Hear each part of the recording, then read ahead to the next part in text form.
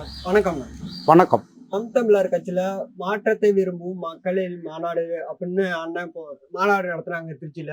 அதோட விளைவு இப்ப தமிழ்நாடு முழுக்க எப்படி இருக்கு? அத பத்தி கொஞ்சம் சொல்லுங்க. அனைவருக்கும் வணக்கம். நான் பட்டுக்கோட்டை சட்டமன்ற தொகுதி வேட்பாளர் பொறியாளர் சா கண்ணன். இன்னைக்கு தமிழ்நாட்டில் இருக்கிற ஒவ்வொரு மனிதர்களும் இந்த மாதிரி ஒரு மாநாடு ஒரு அரசியல் கட்சி நடத்த முடியுமாங்கிற மிகப்பெரும் ஒரு வியப்போடையும் ஆச்சரியத்தோடையும் அதை பார்க்குறாங்க. வேற எந்த கட்சியாலையும் இது மாதிரி ஒரு மாநாடை ஒரு ஒழுக்கத்தோட வந்திருந்த ஒவ்வொருத்தருடைய சுய ஒழுக்கத்தோட இந்த மாநாடு நடைபெற்றுங்கிறத ஆச்சரியமா பார்க்குறாங்க. இந்த மாநாடையே அண்ணன் இவ்வளவு கட்டுக்கோப்பா ஒழுக்கத்தோட நடத்துறாருன்னா அவர் கையில் ஆட்சியை கொடுத்தா இந்த தமிழ்நாடு எவ்வளோ சிறப்பாக இருக்குங்கிறத மக்கள் பெருசு விரும்புகிறாங்க. அது மட்டும் இல்லை, அந்த மாநாட்டில் அண்ணன் 2 மணி நேரம் 34 நிமிடங்கள் பேசினாங்க. அதிலே ஹைலைட்டாக அண்ணன் அந்த 6 நிமிடங்கள் பாடிய பாட்டு தமிழ்நாட்டில் இருக்கிற ஒவ்வொரு மனிதனோட உள்ளுக்குள்ளே போய் இதயத்தை நொறுக்கி இருக்குது. அதுதான் உண்மை. அதனால அது மிகப்பெரிய, அது இங்கே மட்டும் இல்லை, தமிழ்நாடு மட்டும் பேசப்படலை, உலக அளவில் பேசினாங்க. இப்போ பார்த்தீங்கன்னா ஆந்திரா டிவி சேனலில் அதை அந்த பாட்டை போட்டு அதற்கு ஆந்திரா மொழியிலேயே விளக்கம்லாம் கொடுத்துட்டு இருக்காங்க. அதனால தமிழ்நாட்டு மக்களுக்கு மட்டும் இல்லை, நாம் தமிழர் கட்சிக்கு மட்டும் இல்லை, உலக தமிழர்களுக்கே மாற்றத்துக்கான மக்களின் மாநாடு ஒரு சிறந்த மாநாடாக அமைந்தது. அதற்கு வந்திருந்த அத்தனை நாம் தமிழர் கட்சி மற்றும் அனைத்து கட்சி பேரும் கொஞ்சம் வந்திருந்தாங்க. பொதுமக்களுக்கும் நான் எங்கள் பட்டுக்கோட்டை சட்டமன்ற தொகுதி சார்பாக நன்றியை தெரிவிச்சுக்கிறேன். திமுக, அதிமுகவை ஏன் மக்கள் இந்த களத்திலிருந்து ஒழித்தடிக்கணும் நீங்க விரும்புகிறீங்க? சரியான கேள்வி. ஏன் ஒழிக்கணும்னு நினைக்கிறாங்கன்னா, நீங்கள் இப்போ கூட இந்த கடந்த 2-3 நாட்களாக தொலைக்காட்சிகளை பார்த்தீங்கன்னா தெரியும். இது நாட்டை ஆளக்கூடிய ஒரு திறம்பட இந்த மக்களை வாழ்வாதாரத்தையும் வேலை வாய்ப்பையும் சுகாதாரத்தையும் மேம்படுத்துறதுக்கான இந்த 2 அரசாங்கம் ஆண்ட திராவிட கட்சிகளான திமுக, அண்ணா திமுகவும் எந்த ஒரு திட்டமும் அவங்க கையில் இல்லை. குறிப்பாக எடுத்துக்கிட்டிங்கன்னா, நான் 1000 ரூபா தரேன்னு சொல்லி பாதி பேருக்கு 2 வருஷம் கழித்து கொடுத்தாங்க. இப்போ அதில் கொஞ்சம் ஒரு 10% சேர்த்து இப்போ கொடுக்குறாங்க. இவர் 2000 ரூபா தரேங்கிறாரு. அப்புறம் பார்த்தீங்கன்னா அவர் இந்த 2 மாதத்தில் ஒன்று சொல்கிறேன். இந்த ஜனவரி, பிப்ரவரி இந்த 2 மாதத்தில் மட்டும் ஒவ்வொரு குடும்ப கார்டுக்கும் சுமார் 9000 ரூபாய் இலவசமாக கொடுத்துருக்காங்க. அதன் மூலம் இந்த தமிழ்நாட்டுக்கு சுமார் 13,000 கோடிகள் வீணடிக்கப்பட்டிருக்கு. அதை மக்கள் படித்தவர்கள் மட்டும் இல்லை, ஏழைகள் எல்லாருமே அதை உணர்றாங்க. இந்த 13,000 கோடியை வீணடிச்சிருக்காங்க. இந்த 13,000 கோடிக்கு குறிப்பாக பட்டுக்கோட்டையில் மட்டும் இல்லை, ஒவ்வொரு நகரத்துலையும் குறிப்பாக இருக்கக்கூடிய ஒவ்வொரு தொகுதிக்கும் ஒரு 50 கோடிக்கு செலவு பண்ணால் ஒரு உயர்தர பல்நோக்கு சிகிச்சை மருத்துவமனையை தரமாக கொடுக்கலாம். அண்ணன் ஆட்சியில் சொல்கிறாங்களே, இலவசமாக கொடுக்க வேண்டியது 3 தான். தரமான மருத்துவம், அனைவருக்கும் சமமான இலவச கல்வி, அனைத்து மக்களுக்கும் தரமான குடிநீர், இது 3 மட்டும்தான் இலவசமாக வழங்கணும். ஆனால் இதை தவிர்த்து இவங்க ரொம்ப நம்மளுடைய வரி பணங்களை வீணடிக்கிறாங்கிற மக்களே பேசிக்கிறாங்க. இப்போ இவர் வர்றாரு, ஐயா எடப்பாடி ஐயா நேற்றைக்கு ஒரு அறிக்கை கொடுத்துருக்காரு. நாங்கள் ஆட்சிக்கு வந்தோடனே கருணைத்தொகையாக 10,000 வழங்குவோம்னு. இது ஒரு கேவலமாக இல்லையா? என்ன கருணை தொகை? இது எப்படி கொடுப்பாங்க? அவங்க ஆட்சியை விட்டு போகும்போது 5 லட்சம் கோடியாக இருந்த கடனை இவங்க 5 ஆண்டுகள்லேயே கிட்டத்தட்ட அதை விட 1 மடங்கு அதிகமாகி 10 லட்சம் கோடிகளுக்கு மேலே கடனை வாங்கி நம்மளெல்லாம் கடன்காரனை ஆக்கி வச்சுருக்காங்க.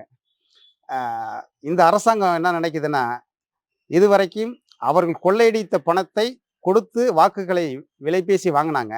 இப்போ நம்ம வரி பணத்தையே இந்த மக்கள்கிட்ட கொடுத்து நம்ம வாக்கை வாங்கிடலாம்னு ஒரு தப்பு கணக்கு போட்டு வச்சுருக்காங்க. மக்கள் அனைத்தையும் பார்த்து கொண்டு தான் இருக்கிறாங்க. ஆகையினால இதையெல்லாம் மூடி படித்த படிப்புக்கு ஏற்ற வேலை, அதன் மூலம் ஒரு தரமான வாழ்க்கை, மேம்பட்ட வாழ்க்கையை நாம் தமிழர் கட்சி கொடுக்குங்கிற இந்த நம்பிக்கையோட மக்கள் இருக்காங்க. அதனால நாம் தமிழர் கட்சியை அவங்க சிறந்த முறையில் ஆதரித்து இந்த 2026 அண்ணன் செந்தமிழன் சீமானை வெற்றி பெற வைப்பாங்கங்கிற நம்பிக்கையோடு இருக்கும்.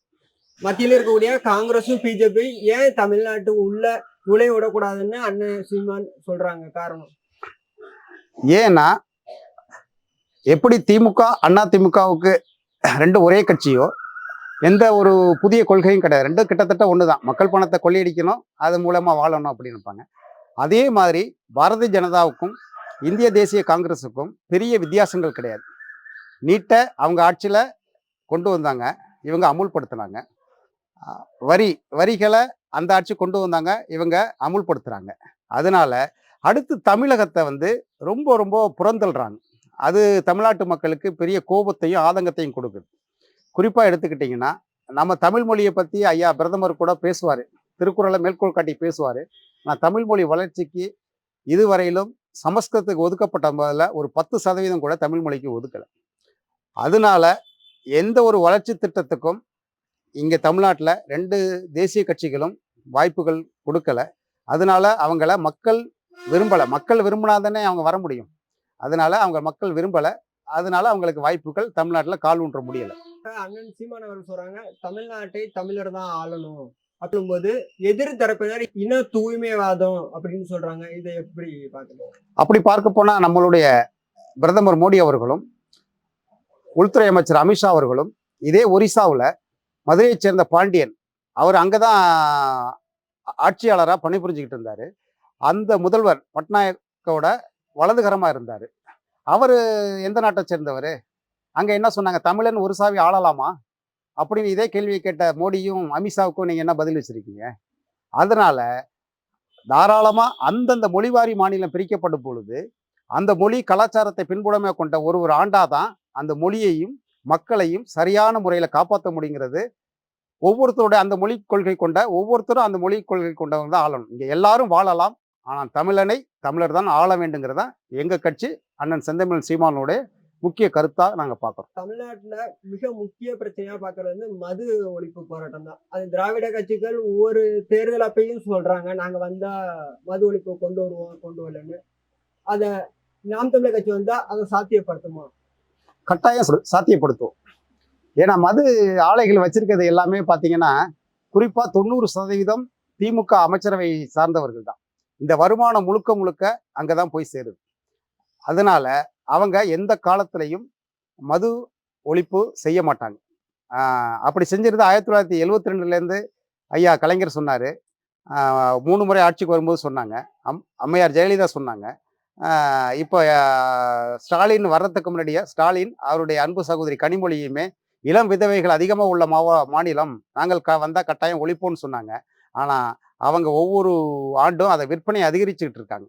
ஆகையினால அவங்க ஒழிக்க மாட்டாங்க. நாம் தமிழர் கட்சி எப்படி ஒழிக்கும்னா, கட்டாயம் வந்த 1 மாதத்திற்குள் இந்த மது போதைகள் கண்டிப்பா ஒழிக்கப்படும். ஏன் இந்த மது போதை திராவிட ஆட்சியாளர்கள் செய்கிறாங்கன்னா, இளையர்கள் தமிழர்கள் எப்போதுமே கலாச்சாரம் மொழி அப்படின்னு வந்துட்டா எவ்வளோ பிரச்சனை ஒன்று கூடுவாங்க. அதுக்கு உதாரணம் தான் ஜல்லிக்கட்டு பிரச்சனை. எந்த ஒரு தலைமையின் கீழே இல்லாமல் நம்மளுடைய கலாச்சாரத்துக்கு ஒரு இழிவு ஏற்படும் பொழுது ஆங்காங்கே லட்சக்கணக்கான பேர் மெரினாவில் கொண்டாங்க. இந்த பட்டுக்கோட்டையில் கூட போராட்டம் நடந்துச்சு. அதுபோல் ஒவ்வொரு மாவட்டத்திலும் நடந்தது. இதையெல்லாம் எப்படி இவங்களை அழிக்கணும்னா, மது போதையை வச்சு இளையர்களை எந்த சிந்தனையற்றவர்களாக ஆக்கணுங்கிறதா இவங்க நோக்கமாக இருக்குது. மது போதை அரசாங்கத்தோட அனுமதி இல்லாமல் தமிழ்நாட்டுக்குள்ளே வர வாய்ப்புகளே இல்லை. இதற்கு திராவிட கட்சிகள் தான் முக்கிய காரணம். ஆகையினால எங்களுடைய ஆட்சி வந்தால் கட்டாயம் மது ஒழிக்கப்படும் என்பதில் உறுதியாக இருக்கிறோம். அண்ணன் அதை சிறந்த முறையில் செய்வாங்கிறத நான் மட்டும் இல்லை, மக்களும் நம்புகிறாங்க. டெல்டா பிரச்சனையில் இருக்க முக்கிய பிரச்சனை காவேரி நீர் பிரச்சனை தான். ஒரு வருடம் அடுத்த வருடம் வராமல் போகும், தண்ணி வரும். இந்த பிரச்சனைகள் தொடர்ந்துகிட்டே இருக்கு. இது நாம் தமிழர் கட்சி ஆட்சிக்கு வந்தா நிச்சயமா இந்த பிரச்சனையை தீர்க்க முடியுமா? கட்டாயம் தீர்க்க முடியும். அண்ணன் சொல்லுவாங்கல்ல, அனைத்தும் அனைவருக்கும் அப்படிங்கிற போது இங்கே நீருங்கிறது அனைவருக்கும் பொதுவானது. அது மட்டும் இல்லாமல் நம்மளுடைய உச்சநீதிமன்றமே ஒரு ஆணையம் அமைச்சிருக்கு. அந்த ஆணையத்தில் இதுவே ஒரு எப்படின்னா, நமக்கு முழுமையாக 400 டிஎம்சி தண்ணி கிடைச்சிட்டு இருந்ததை படிப்படியாக குறைச்சி நம்ம அந்த போராட்டத்தில் கூட நான் கலந்துருக்கிறேன். ஐயா தஞ்சை மச்சேந்திரநாதன் ஒரு கலெக்டர் இருந்தார். அவர் திருச்சியிலேருந்து வேதாரண்ய வரையும் மனித சங்கிலி போராட்டம், அந்த சங்கிலி போராட்டத்தை கூட நான் கலந்துருக்கிறேன். அப்போ 205 டிஎம்சி இறுதி தீர்ப்பு கொடுத்தாங்க உச்சநீதிமன்றம். அதை இன்று வரையும் அமுல்படுத்தலை. அப்படி இப்படின்னு கழிச்சு அது ஒரு பல்லுலா ஆணையமா 205 டிஎம்சியிலேருந்து இப்போ வெறும் 179 டிஎம்சி தான் இருக்கு. அதுவும் சரியாக வரல. அதாவது வடிகாலை தான் நம்மளை பயன்படுத்துகிறாங்க. அதை வந்ததுன்னா அதை சிறந்த முறையில் எங்கள் அண்ணன் கையாளுவார். அது மட்டும் இல்லாமல் அந்த மழைக்காலத்தில் வரக்கூடிய கடலில் வீணாகிற தண்ணிகளை அங்கே இங்கே பெட்டாம் அனைத்து ஒவ்வொரு ஆறுகளையும் ஒரு 10 கிலோமீட்டருக்கு ஒரு பெட்டாம் கட்டி நீர்களை தேக்கி வச்சு, நீர்களை தேக்கினாலே பூமிக்கு அடியில் இருக்க நீரோட வளம் பெருகிரும். ஆகையினால இதை எல்லாத்தையுமே செந்தமிழன் சீமான் ஆட்சிக்கு வந்தால் கட்டாயம் இதை நிவர்த்தி செய்யப்படும். விவசாயிகள், குறிப்பாக டெல்டா பகுதி விவசாயிகளுக்கு 3 போகமும் சாகுபடி செய்யறதுக்கான வாய்ப்பை ஏற்படுத்த முடியுங்கிற நம்பிக்கையோடு இருக்கிறோம். நாம் தமிழர் கட்சிக்கு ஏன் வாக்களிக்க வேண்டும்? நாம் தமிழர் கட்சிக்கு ஏன் வாக்களிக்க வேண்டும் என்றால், திராவிட கட்சிகள் கடந்த 50 ஆண்டுகளாக இந்த நாட்டையும் மக்களையும் மண்வளம், மனித வளம், கனிம வளம், நீர்வளம் அனைத்தையும் அழிச்சு ஒழிச்சிட்டாங்க. இந்த முறை நீங்க கட்டாயம் இதெல்லாம் காப்பாற்றப்பட வேண்டும் என்றால் கட்டாயம் நாம் தமிழர் கட்சிக்கு வாக்களிக்க வேண்டும். குறிப்பா நீங்க இதுக்கு முதற்கல்வியா கேட்டீங்க, நீர் ரொம்ப ரொம்ப முக்கியம். நீர் இருந்தால் அனைத்துமே கிடைக்கும். அந்த நீர் எங்க இருந்து வரும்னா மலைகள் இருந்தால் தான் வரும். ஆனால் அந்த மலைகளை எல்லாத்தையும் எம்சாண்டுன்னு சொல்லி உடைச்சி நொறுக்கிட்டாங்க. நம்ம மாநிலத்துக்கு பயன்பட்டாலும் பரவாயில்ல, அது முழுக்க முழுக்க ஆந்திராவுக்கும் கேரளாவுக்கும் கர்நாடகாவும் நோக்கி போகுது. அதனால இதெல்லாம் காக்கப்படணும். இதற்காகவாவது அனைத்தையும் நம்ம எதிர்கால சந்ததியினருக்காக தான் நாம் தமிழர் கட்சி. இன்றைய சூழலுக்கு இன்ஸ்டண்டாக கிடையாது. எதிர்கால சந்ததியினருக்கு இந்த பூமியை சிறந்த பூமியா அனைத்து வளங்களோட நம்மளோட சந்ததியினருக்கு ஒப்படைக்கணுங்கிறதுக்காவது நீங்க நாம் தமிழர் கட்சிக்கு வாக்களிக்கணும்னு கேட்டுக்கிறேன். பட்டுக்கோட்டை சட்டமன்ற தொகுதியில இருக்கக்கூடிய முக்கிய பிரச்சனைகளா 3 பிரச்சனைகளை ஏதோ நீங்க பாக்குறீங்க? முக்கிய பிரச்சனை, இந்த பட்டுக்கோட்டை பகுதியில் இருக்கிற நீர் ஆதாரங்களான ஏரி, குளங்கள் காப்பாற்றப்பட வேண்டும். நீரை காப்பாற்றினா தான் மனிதன் உயிரோட வாழ முடியும். அதுதான் முதல் பிரச்சனை. இப்போ சமீப காலமாக பட்டுக்கோட்டையில் இருக்க நகரத்தில் இருக்க அனைத்து குளங்களும் இந்த நகராட்சி நிர்வாகம், அதை ஆளுகின்ற திராவிட முன்னேற்ற கழகத்துடைய நிர்வாகிகளும் இதை அழிச்சிட்டு இதோட இந்த சாக்கடைகளை எல்லாத்தையும் இப்போ பட்டுக்கோட்டை சுற்றி இருக்கிற குளங்கள்லாம் அழித்து இப்போ அடுத்ததாக கரிக்காட்டிலிருந்து நயனாங்குளம், முதல்ச்சேரி, பள்ளிக்கொண்டான் இந்த ஏரியாவில் வயல்வெளிக்கும் அதை அனுப்ப தயாராகிட்டாங்க. அது அந்த வயல்வெளிகள் விவசாயத்தை மிகவும் பாதிக்கும். ஆகையால் முதல் பிரச்சனை பட்டுக்கோட்டை பாதாள சாக்கடை திட்டம் உடனடியாக கொண்டு வரணும். அது பேருக்கு இல்லாமல் உண்மையாக வாட்டர் ரீக்ளமேஷன் பிளான்ட் வரணும். கழிவுநீர் சுத்திகரிப்பு ஆலை அது கட்டாயம் கொண்டு வந்து அதை சுத்திகரித்து அனுப்பணும். அதுதான் ரொம்ப முக்கியம். அதுதான் முதல் பிரச்சனை. இரண்டாவது, இந்த பட்டுக்கோட்டை தொகுதிக்குள்ள ஒரு அரசு கலைக்கல்லூரியும் ஒரு அரசு மகளிர் கலைக்கல்லூரியும் கட்டாயம் வரணும். இது 2வது பிரச்சனை. 3வது பிரச்சனை, இங்க இருக்க விவசாயிகளுடைய தென்னைகளை அரசை நேரடியாக கொள்முதல் செய்யணும். நெல் எப்படி கொள்முதல் செய்கிறாங்களோ அது மாதிரி உரிய விலை கொடுத்து தேங்காய்களை நேரடியாக கொள்முதல் செய்து அதை மதிப்பு கூட்டு பொருளாக ஆக்கி மக்கள்கிட்டையும் வெளிநாடுகளுக்கும் ஏற்றுமதி செஞ்சு இங்கே உள்ள விவசாயிகளை காப்பாற்றப்படணும். இது 3 மிக முக்கியமான பிரச்சனைகள். ஓகே, நன்றி. விவாதத்தில் கலந்ததற்கு நன்றி, வணக்கம். நன்றி, வணக்கம்.